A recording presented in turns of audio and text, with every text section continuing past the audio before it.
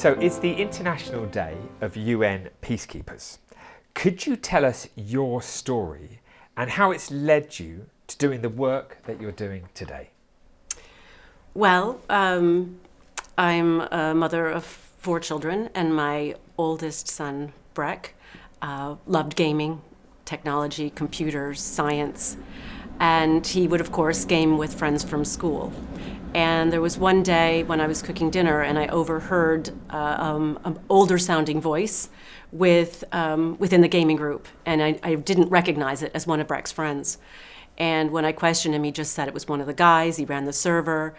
And I queried him and tried to get to know more about this person who didn't go to the same school as the other boys. I became worried because Breck's personality started to change, and he couldn't stop talking about this new friend he had made online. He was so impressed. And so I continued to monitor, and I began to think that Breck was being groomed. And I didn't know that much about grooming at the time. I knew it had to do with manipulation and control.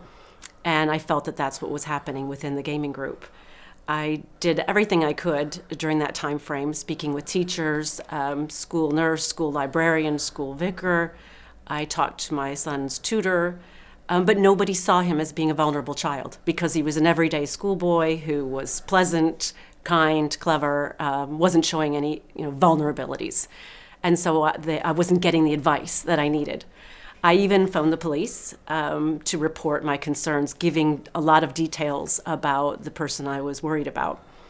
And basically told the police I thought that he was being groomed, I didn't know if it was for sexual exploitation, maybe radicalization, or maybe just to get the boys to hack into some computers.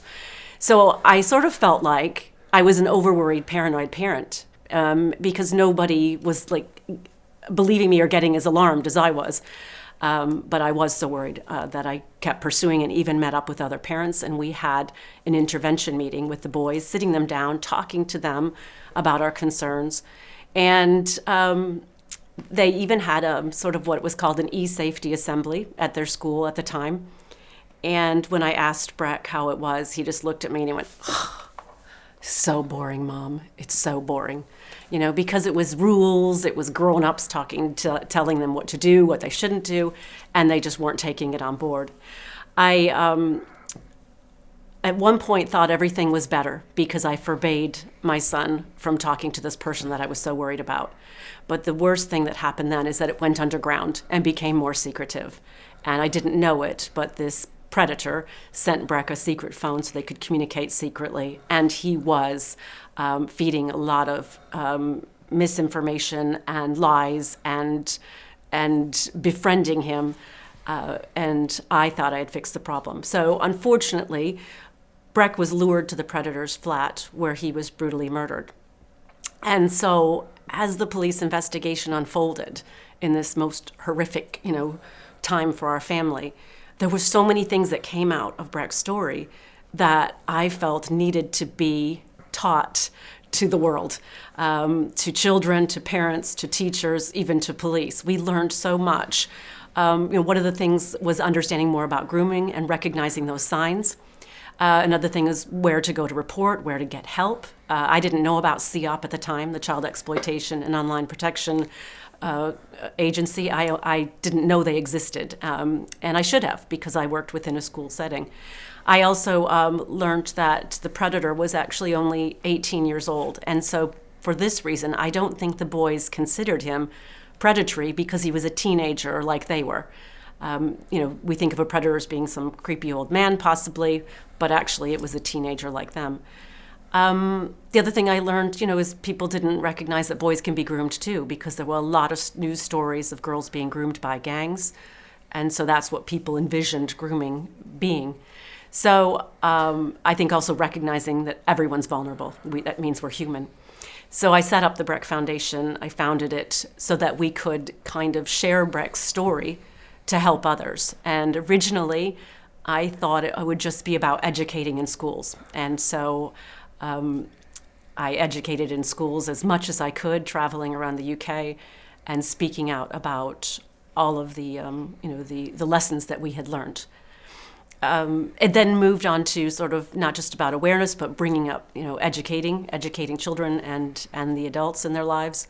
And it's now turned into, campaigning, speaking out, and doing media as well. And I think so many parents are afraid of this is an extreme example, Brex is, but even their children having mental health issues or being bullied or facing any other dangers, being sent dangerous content, harmful content, parents are so worried. And I think that's why, that I continue my work, because I want to be able to get these messages out. Well, thank goodness that you do. And I mean, we've known each other for a long time, and I've always been completely inspired, by everything that you do for other young people around the world. So, thank you on behalf of all of those people that I'm sure are very grateful that you've told your story and created opportunities for people to be able to be informed but inspired and then engaged. So well done. It's amazing work. So it's the International Day of UN Peacekeepers today. Your story is all about peacekeeping and peace building, and that's exactly what you do. And peacekeeping is, obviously it happens out there in the field, but today is also about the peace in our homes, communities, schools and places of work. And so to that point, how safe are children today? And is enough being done to protect them? Well, the problem is there will always be new children having devices put in their hands. So it's a kind of a nonstop battle to continue to educate, and also new parents and new teachers, new police. So I feel that it's almost never ending. There are so many more resources available now, because back when I reported grooming, people weren't using that word. So it has definitely improved. But in saying that, there were several police forces that released statistics just this week that showed that pedophiles grooming children online through their gaming, through their social media, is on the rise, and a significant rise, up by 50 to 70%. NSPCC statistics show the same sort of trends, partly because children have learned to spend so much more time on their devices after the lockdown, and predators realized how many more children they can engage with, because that's where to find them. So I think there's so many issues, and with the cost of living crisis, a predator can offer, a child anything to enhance their life, and it's going to be enticing for them. As an example of Breck getting a brand new iPhone sent to him. I didn't buy my children iPhones. I couldn't afford that for 4 children.